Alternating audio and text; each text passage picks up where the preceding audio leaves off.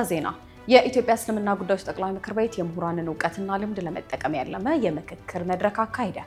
ቡርኪና ፋሶ ጋዜጠኞች ወታደራዊ ስልጠና እንዲወስዱ አስገዳጅ ሕግ አወጣች። ለንጉስ አብዱል አዚዝ የቁርአን ውድድር ተሳታፊዎች ከ10.2 ሚሊዮን የሳውዲ ሪያል በላይ ሽልማት ተሰጠ። 8 ሙስሊም ሀገራት እስራኤል የጋዛን የሰላም ፍኖተ ካርታ ውድቅ ማድረጓን አወገዙ። የአፍጋኒስታን እስላማዊ አስተዳደር የሀገሪቱን የውስጥ ጉዳይ በውጭ ጫና እንደማይመራ አሳሰበ። ፕሮፐርቲስ ለመኖሪያ ምቹ በሆነችው ሳር ቤት ላይ ከአደምስ ህንፃ አጠገብ እንደዚሁም ደግሞ ቡልጋሪያ ላይ ከአልነጃሺ መስጊድ ፊት ለፊት እጅግ ዘመናዊና ቅንጡ የሆኑ የመኖሪያ ቤቶችን ከባለ 1 መኝታ እስከ ባለ 3 መኝታ በተለያዩ የካሬ አማራጭ ያላቸውን ቤቶች በ20% ቅድመ ክፍያ እንደዚሁም 80%ቱን ያለምንም ወለድ ያለምንም ዋጋ ጭማሪ ከፍላችሁ የምትጨርሱበትን ያከፋፈል ሁኔታ አመቻችተን በሽያጭ ላይ እንገኛለን። እንዲሁም ደግሞ የንግድ ሱቆችን ከ900 ሺህ ብር ቅድመ ክፍያ ጀምሮ እኛ ጋር ማግኘት ይችላሉ። ለበለጠ መረጃ ታች በምናስቀምጠው ስልክ ይደውሉልን። ቴምር ፕሮፐርቲስ የህልሞ ማረፊያ።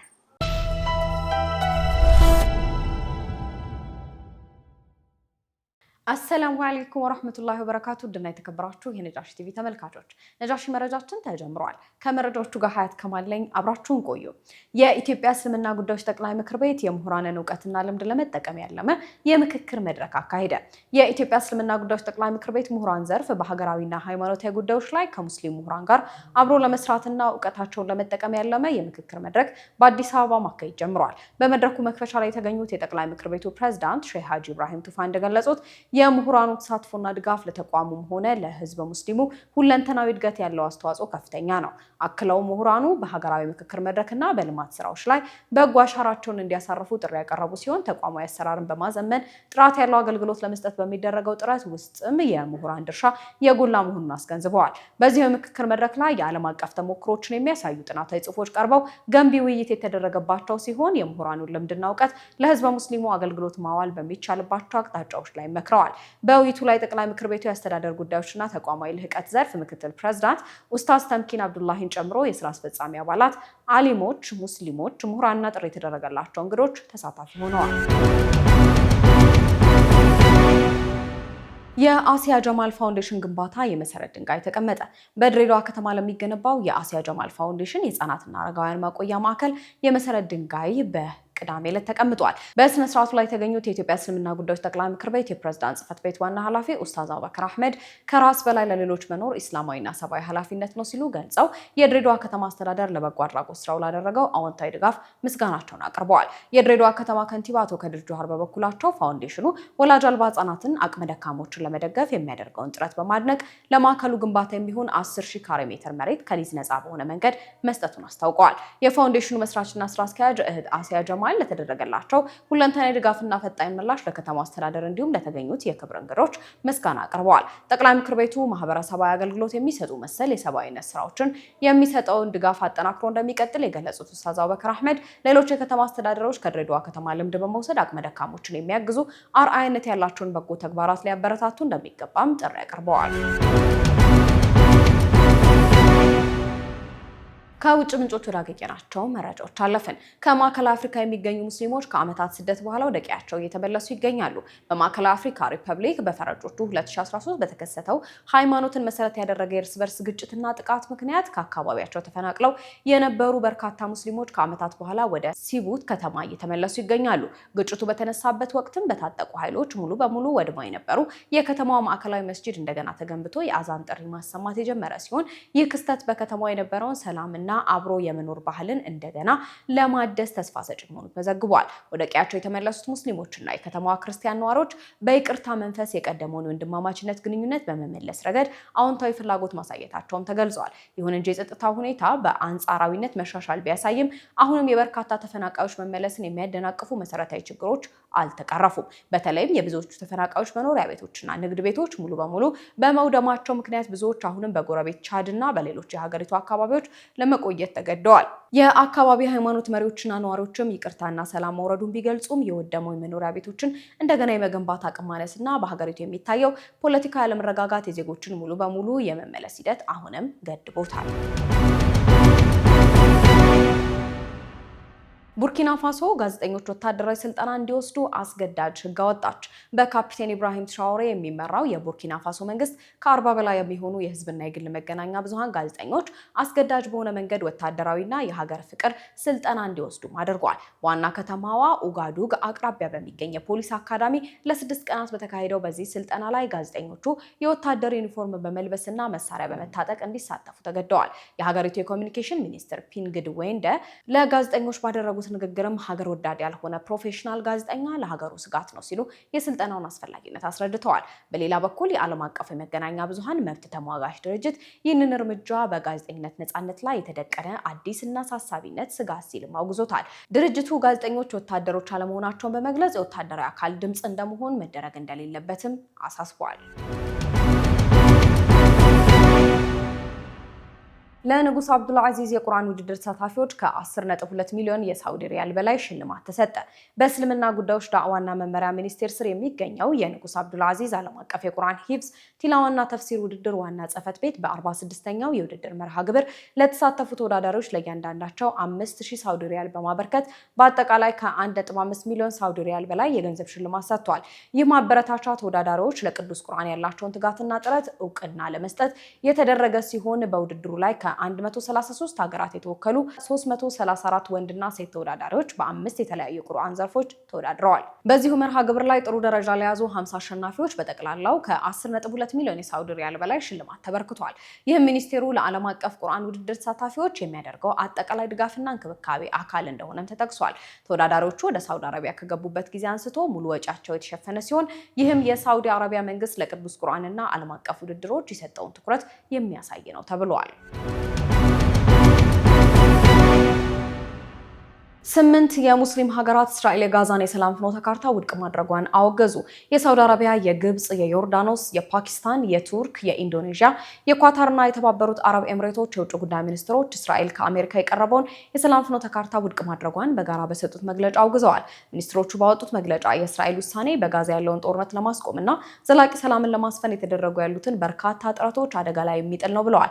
ይህ የሰላም ፍኖተ ካርታ የታጠቁ ቡድኖችን ትጥቅ የማስፈታትና የእስራኤልን ጦር ከጋዛ ደረጃ ደረጃ የማስወጣት ሂደቶችን የያዘ ሲሆን ሐማስ ቀደም ብሎ የተቀበለው ቢሆንም እስራኤል ግን ውድቅ አድርገዋለች። የእስራኤሉ ጠቅላይ ሚኒስትር ቤንያሚን ኔታንያሁ ሐማስ ሙሉ በሙሉ ትጥቁን ሳይፈታ የጦር ኃይላቸው ከጋዛ እንደማይወጣና በሳቸው የስልጣን ዘመን የፍልስጤም መንግስት እንደማይመሰረት የማስታወቅ እቅዱን አለመቀበላቸውን ገልጸዋል። በሌላ በኩል የ8ቱ ሀገራት ሚኒስትሮች የእስራኤል አቋም የጋዛን ጦርነት ለማስቆም የሚደረግ የዲፕሎማሲያዊ ጥረቶችን የሚያስተጓጉልና ቀጠናዊ ሰላምን አደጋ ላይ የሚጥል መሆኑን አሳስበዋል። ይህ በእንዲህ እንዳለ የሰላም እቅዱ ውድቅ መደረጉ በቀጠናው ላይ ያለው ውጥረት እንዲባባስና የወደፊት የሰላም ድርድሮች ላይ እንቅፋት መፈጠሩም ተዘግቧል። ከአሜሪካ ጋር ላለው አለመግባባት ዋናው እንቅፋት የአስታራቂ ወገን ማጣት አይደለም ስትል ኢራን አስታወቀች። የቴህራንና በዋሽንግተን መካከል ለተፈጠረው ጥልቅ የጂኦፖለቲካዊ ውጥረትና አለመግባባት ዋናው እንቅፋት የአስታራቂ አካላት ማጣት አለመሆኑን የኢራን ውጭ ጉዳይ ሚኒስቴር ቃል አቀባይ እስማኤል በጋኢ አስታውቀዋል። ቃል አቀባዩ እስማኤል በጋኢ በሰጡት መግለጫ ፓኪስታንና ኳታርን ጨምሮ በርካታ ሀገራት በኢራንና አሜሪካ መካከል ያለውን ውጥረት ለማርገብ ጥረት እያደረጉና ሚናቸውን እየተጫወቱ እንደሚገኙ ጠቁመዋል። አክለውም ጥቂት የአውሮፓ ሀገራት በሁለትዮሽ ውይይቶቻቸው ወቅት መልካም ፍቃዳቸውን ለማሳየትና አስታራቂ ለመሆን ዝግጁነታቸውን መግለጻቸው ሙሉ በሙሉ የተለመደና ተፈጥሯዊ ሂደት መሆኑን አብራርተዋል። ይሁን እንጂ ይህ አይነቱ ጥረት የዝግጅት መግለጫ በኢራንና አሜሪካ ግንኙነት ውስጥ አዲስ አስታራቂ አካል ተፈጠረ ወይም ተቀባይነት አገኘ ማለት እንዳልሆነ ቃል አቀባዩ አበክረው ገልጸዋል። እንደ ኢራን ውጭ ጉዳይ ሚኒስቴር ገለጻ በሁለቱ ሀገራት መካከል ያለው ዋና ፈተና ወይም መዋቅራዊ መሰናክል የመካከለኛው ወገን ወይም የአስታራቂ ማጣት ጉዳይ አይደለም። ይልቁንም ዋናው ችግር የሚመነጨው ከአሜሪካ አስተዳደር የተሳሳተ እይታ፣ የተሳሳቱ ስትራቴጂካዊ ስሌቶች ወይም ደግሞ ሚስካልኩሌሽንስ እና አሁንም ቢሆን ውድቀታቸው በመቶዎች በሚቆጠሩ ጊዜያቶች በላይ በተግባር በተረጋገጡ አቀራረቦችና አካሄዶች ላይ አጥብቆ ከመቀጠል መሆኑን ቃል አቀባዩ እስማኤል በጋኢ አስምረውበታል። ዶናልድ ትራምፕ በኢራን ጦርነት ለገጠማቸው ውድቀት ተወቃሽ አካልን እየፈለጉ ነው ሲሉ ተንታኞች ገለጹ። በደቡብ ኮሪያ የፑሳን ብሔራዊ ዩኒቨርሲቲ ዓለም አቀፍ ግንኙነት ፕሮፌሰር የሆኑት ሮበርት ኬሊ ዶናልድ ትራምፕ ከደቡብ ኮሪያ ጋር ለማካሄድ አቅደው የነበረውን ወታደራዊ ልምምድ በከፊል የሰረዙበት ምክንያት በኢራን ጦርነት ላይ የደረሰባቸው ካለው ውድቀት ጋር ቀጥተኛ ቁርኝት ስላለው ነው በሚል ትንታኔያቸውን አጋርተዋል። ፕሮፌሰር ሮበርት ኬሊ ለአልጀዚራ በሰጡት አስተያየት ትራምፕ ጦርነቱን የጀመሩት በፍጥነት እንደሚያሸንፉ እርግጠኛ ነበሩ ብለዋል። ይሁን እንጂ ጦርነቱ ልክ እንደ ቀድሞ የቬንዙዌላ ጣልቃ ገብነት ቀላል ይሆናል ብለው የገመቱትና ያለሙት ተስፋ ተቀልብሶ አሁን ላይ ግጭቱ ወደ ረጅምና አድካሚ ዘላለማዊ ጦርነት ወይም ፎሬቨር ዋር ደረጃ መሸጋገሩ ነው ምሁሩ የገለጹት። እንደ ተንታኙ ገለጻ ከሆነ በትራምፕ አስተዳደርና በኢራን መካከል ያለው ግጭት በአሁኑ ወቅት በአሜሪካ ውጭ ፖሊሲ ላይ ከፍተኛ ጫና የፈጠረና የአሜሪካን አስተዳደር በአንድ አቅጣጫ የገጠመው ስውርና ቀርፋፋ ስሎው ሞሽን ጦርነት ሆኗል። ትራምፕ ከዚህ የተጣበቁበት አዙሪት ለመውጣት የሚያስችላቸውን ስትራቴጂያዊ መውጫ ቀዳዳ ባለማግኘታቸው ውድቀታቸው ሊሸፍኑት የሚችሉት መንጠልጣያዎችን ወይም ደግሞ ተጠያቂ ሊያደርጉ የሚችሉ አካላትን በመፈለግ ላይ ናቸው ብለዋል። የአሜሪካ አጋሮች ለዚሁ ዓላማ ምቹ መጠቀሚያዎች ሆነዋል ያሉት ፕሮፌሰር ኬሊ ትራምፕ ከዚህ ቀደም የሰሜን አትላንቲክ የጦር ቃል ኪዳን ድርጅት በተመሳሳይ መልኩ ለፖለቲካዊ ፍጆታ ሲያጠቁ እንደነበርም አስታውሰዋል። ደቡብ ኮሪያን በኢራን ጦርነት ውስጥ ምንም አይነት ተሳትፎ አልነበራቸውም፣ በውሳኔውም አልተማከሩበትም። ነገር ግን ትራምፕ በባህረ ሰላጤው ክልል የገጠማቸውን የፖሊሲ ስህተትና የውትድርና ውድቀት ለመሸፈን የኮሪያን አጋርነት ለመጠቀም እየሞከሩ ነው ሲሉ ምሁራኑ አክለው ገልጸዋል። በአሁኑ ወቅት ትራምፕ ከኢራን የገቡበት ጦርነት በምን መልኩ ማቆም እንዳለባቸው ግራ እንደገባቸው የጠቆሙት ፕሮፌሰር ሮበርት ኬሊ በጦርነቱ የተፈጠረ የፖለቲካ ቀውስና የጦርነቱ ማብቂያ ጊዜ በአሜሪካ አስተዳደር ላይ ከፍተኛ ጫና መፍጠሩን ገልጸዋል። የአፍጋኒስታን እስላማዊ አስተዳደር የሀገሪቱን የውስጥ ጉዳይ በውጭ ጫና እንደማይመራ አሳሰበ። የአፍጋኒስታን እስላማዊ አስተዳደር የሀገሪቱን የፖለቲካና የማህበራዊ መዋቅሮች ሙሉ በሙሉ በእስልምና መርሆች ላይ የተመሰረቱ መሆናቸውን በማስገንዘብ ከዓለም አቀፉ ማህበረሰብ የሚመጡ ማንኛውንም የውጭ ጫናዎች እንደማይቀበል አስታውቀዋል። አስተዳደሩ ይፋ ባደረገው አቋምም የሀገሪቱን የውስጥ ፖሊሲ የሚወስነው የአፍጋኒስታን ህዝብና የእስልምና ሸሪዓ ህግ ብቻ መሆኑን ጠቅሶ ከመንግስታትም ሆነ ከሰብአዊ መብት ተቋማት የሚቀርቡ አላስፈላጊ ጫናዎችን ፈጽሞ ተቀባይነት እንደሌላቸው አጽንኦት ሰጥተዋል። የአስተዳደሩ ጠቅላይ መሪ ሼህ ሙላህ ሂባቱላህ አክሁንዛዳ ሀገሪቱ ነፃነቷን የተቀዳጀችበትን ቀን አስመልክተው ባደረጉት ንግግር አመራራቸው ከእስልምና እሴቶች ጋር ከማይጣጣሙ የውጭ ጫናዎችና ጥያቄዎች በፍጹም ወደ ኋላ እንደማይል በድጋሚ ያረጋግጠዋል። ጠቅላይ መሪው አክለው መላው አፍጋኒስታናውያን የነፃነት ታሪካቸውንና ሀገራዊ ክብራቸውን ከማንኛውም የውጭም ሆነ የውስጥ ጠላት በጋራ እንዲጠብቁ ጥሪ አቅርበዋል። በመጨረሻም ጠቅላይ መሪው በባለስልጣናትና በህዝቡ መካከል ጠንካራ ትብብር ሊኖር እንደሚገባ አሳስበው ህዝቡ ለአመራሩ ታዛዥ በመሆን ሀገራዊ አንድነትና መረጋጋትን ሊያጠናክር እንደሚገባ አስገንዝበዋል። ይህ ጠንካራ አቋም አስተዳደሩ ወደ ስልጣን ከመጣ ጊዜ ጀምሮ ከዓለም አቀፉ ማህበረሰብ ጋር ላለው ግንኙነት ዋነኛ መመሪያ መሆኑ የተገለጸ ሲሆን አፍጋኒስታን ሃይማኖታዊ ማንነቷን ጠብቃ የራሷን አቅጣጫ የመንደፍ ሙሉ ሉዓላዊ መብት እንዳላት በዘገባው ተመላክቷል። ወደ ዕለቱ የቢዝነስ መረጃዎች እናልፋለን። ዙበይዳ ሐሰን እንደሚከተለው አዘጋጅተዋለች። ተከታትለን እንመለስ።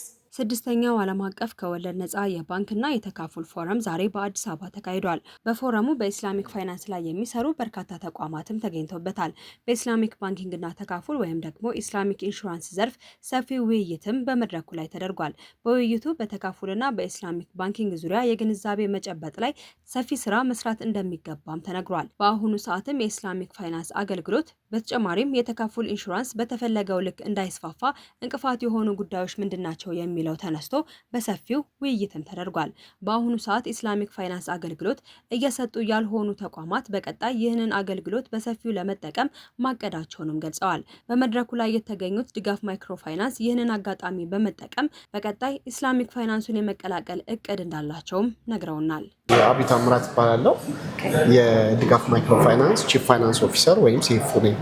እሺ አቶ አብይ፣ ዛሬ እንግዲህ የስድስተኛው ዓለም አቀፍ ከወለድ ነፃ ባንኪንግ እና ተካፉል ፎረም ላይ ነው የምንገኘው።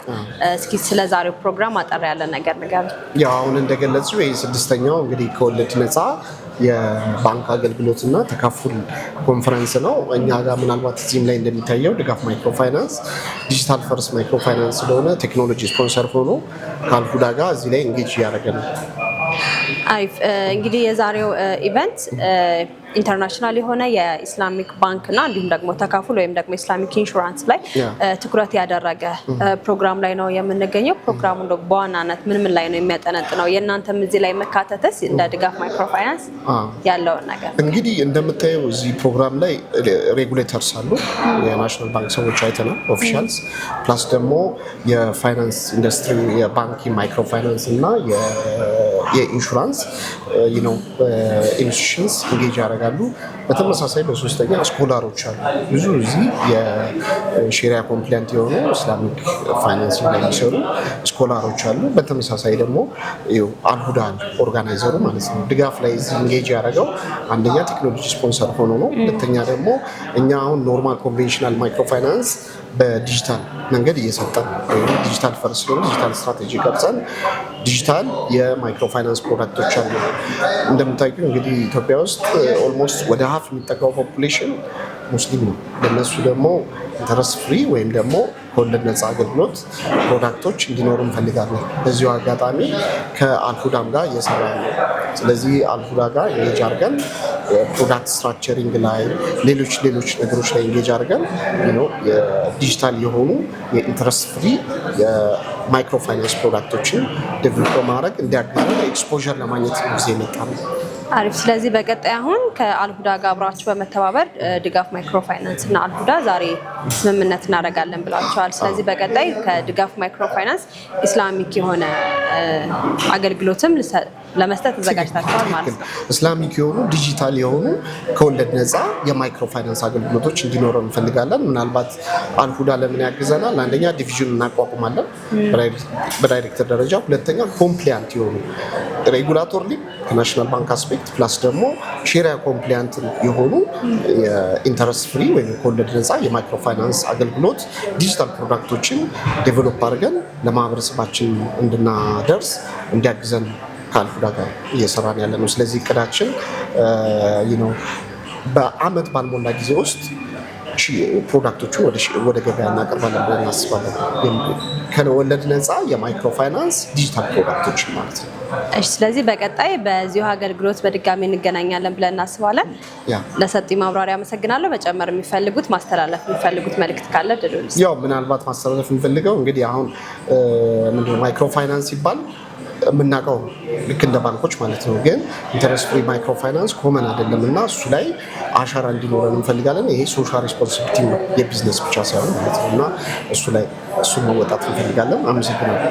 ምናልባት ወደፊት እኛም ይህንን ዴቨሎፕ አድርገን ላውንች ስናደርግ እንግዲህ ኢንቫይት ተደርጋቸዋል በዚሁ አጋጣሚ። እሺ፣ እናመሰግናለን። አመሰግናለሁ። ኢራቅ 1.5 ሚሊዮን አዳዲስ የስራ ዕድሎችን እያዘጋጀች መሆኗ ተሰምቷል። ኢራቅ የቱሪዝም ዘርፍን ለሀገሪቱ ጠቅላላ የሀገር ውስጥ ምርት ወይም ጂዲፒ የሚኖረውን አስተዋጽኦ ወደ 10 በመቶ ለማሳደግና 1.5 ሚሊዮን አዳዲስ የስራ ዕድሎችን ለመፍጠር ማቀዷን አስታውቃለች። ሀገሪቱ በነዳጅ ላይ ብቻ የተመሰረተውን ኢኮኖሚዋን ለማስፋፋት ባዘጋጀችውና እስከ ፈረንጆቹ 2035 በሚዘልቀው ብሔራዊ የቱሪዝም ስትራቴጂ አማካኝነት የዘርፉን አቅም ለማሳደግ እየሰራች ትገኛለች ነው የተባለው። በዚህም የቱሪዝም ዘርፍ ለሀገሪቱ የጂዲፒ የሚያደርገውን አስተዋጽኦ 10 በመቶ ማሳደግ ግብ ተይዟል ብሏል ዘገባው። በሀገሪቱ የሚገኙ ታሪካዊ፣ ሃይማኖታዊና ባህላዊ የቱሪዝም መስህቦችን ማልማት እንዲሁም የመሰረተ ልማትና የሆቴል አገልግሎቶችን ማስፋፋት ትኩረት የሚሰጣቸው ዘርፎች መሆናቸውም ተገልጿል። በዚህም እስከ 2035 ድረስ በዘርፉ 1.5 ሚሊዮን አዳዲስ የስራ ዕድሎች ይፈጠራሉ ተብሎም ይጠበቃል። ይህ እርምጃ ኢራቅ ከነዳጅ ገበያ ውጪ ያሉ ኢኮኖሚ ዘርፎቿን ለማጠናከርና የውጭ ኢንቨስትመንትን ለመሳብ የምታደርገው ጥረት አካል መሆኑንም ዘገባው አመላክቷል።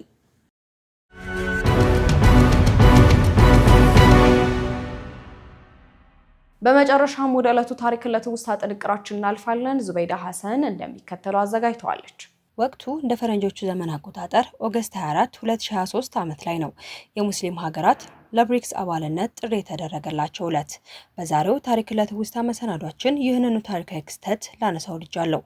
በፈረንጆቹ 2006 ዓመት ላይ በሴንት ፒተርስበርግ ራሽያ በተካሄደ የጂ8 ጉባኤ ጎን ለጎን የብራዚል፣ ራሽያ፣ ህንድና ቻይና የውጭ ጉዳይ ሚኒስተሮች ባደረጉት ስብሰባ ብሪክ በሚል ስም አዲስ ቡድን አቋቋሙ። ኋላ ላይም በ2011 ደቡብ አፍሪካ ስትቀላቀል መጠሪያው ከብሪክ ወደ ብሪክስነት ተቀየረ። በደቡብ አፍሪካ ጆሃንስበርግ በተካሄደው 15ኛው የብሪክስ ጉባኤ ላይ ኦገስት 24 2023 ላይ ማለት ነው የተደረገው የአረብ ሀገራት ጥሪ በ21ኛው ክፍለ ዘመን ዓለም አቀፍ ፖለቲካና ኢኮኖሚ ውስጥ ከተከሰተ ትልልቅ መዋቅራዊ ለውጦች አንዱ መሆን መቻሉ ይነገርለታል።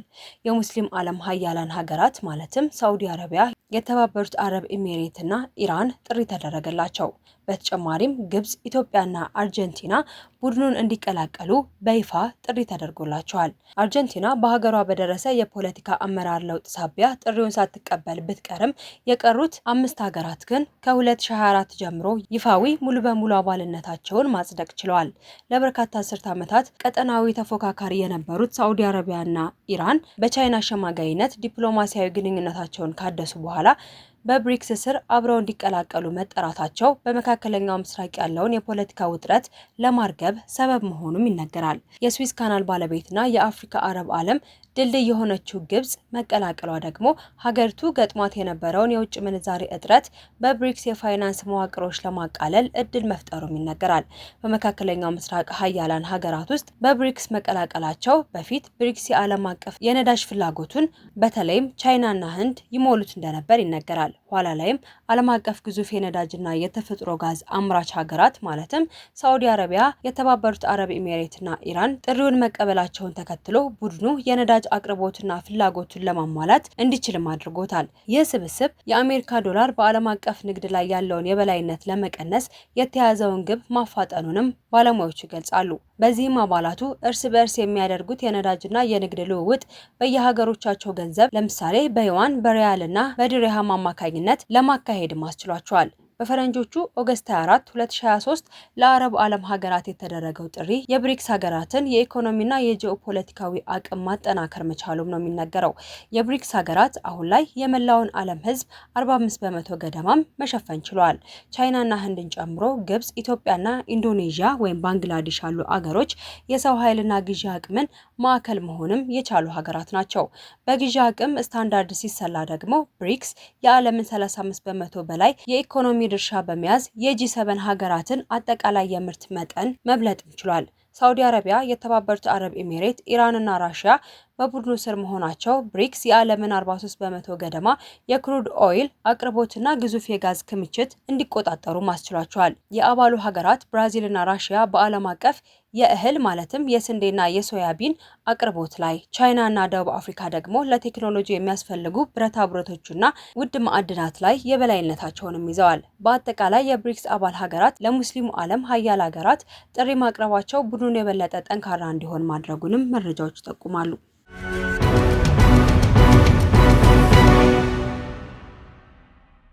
ውድና የተከበራችሁ የነጃሺ ቲቪ ተመልካቾች ነጃሺ መረጃችን ለሰዓቱ የተከታተላችሁትን ይመስል ነበር። ከመረጃዎቹ ጋር ሀያት ከማል ነበርኩ። ሰላሙ አለይኩም ወራህመቱላሂ ወበረካቱ።